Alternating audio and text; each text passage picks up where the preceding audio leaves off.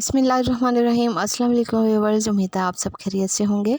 आज मैं आपके साथ फ्रीज़र का जमा हुआ गोश्त खोलने की दो बहुत ही यूनिक टिप्स आपके साथ शेयर कर रही हूँ। अगर आपको पसंद आए तो वीडियो को लाइक एंड सब्सक्राइब करके मुझे सपोर्ट ज़रूर कीजिए और इंशाल्लाह आपको ये बहुत पसंद आएंगी। गोश्त खोलने के साथ ही इसकी स्मेल भी ख़त्म हो जाए और वो भी 5 मिनट में। किचन में काम करने वालों के लिए इससे बढ़ के खुशी की बात क्या हो सकती है। तो पहली टिप एंड ट्रिक आपसे शेयर करते हैं। गोश्त को हमेशा फ्रीज़र में साफ़ करके रखें। अगर आपने किसी वजह से साफ़ नहीं भी किया तो भी इस ट्रिक से साफ़ करना बहुत ही आसान हो जाएगा। हम जमे हुए गोश्त को किसी बर्तन में इतने पानी में रखेंगे कि ये इसमें अच्छी तरह डिप हो जाए। फिर इस पानी को इतना गर्म करेंगे कि एक बॉयल आ जाए।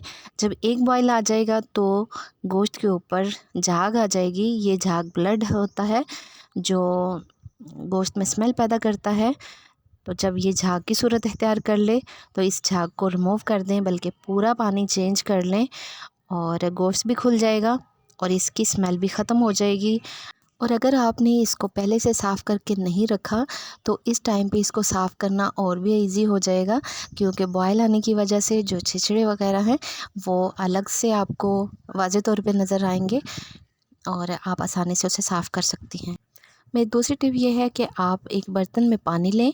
इतना पानी लें जिसमें आपका गोश्त या कीमा डिप हो जाए। इसमें 1 चम्मच नमक अच्छी तरह मिक्स कर लें और इसमें गोश्त या कीमा डिप करके 5 मिनट के लिए रख दें। आप यकीन कीजिए 5 मिनट के बाद ही आपका गोश्त या कीमा अच्छी तरह खुल जाएगा। आपको ज़्यादा मेहनत और वेट नहीं करना पड़ेगा। अगर आपको मेरी वीडियो अच्छी लगी हो तो कमेंट में ज़रूर बताइएगा कि आपको कौन सा तरीका पसंद आया। अपना बहुत सारा ख्याल रखिए। Take care. अल्लाह हाफिज़।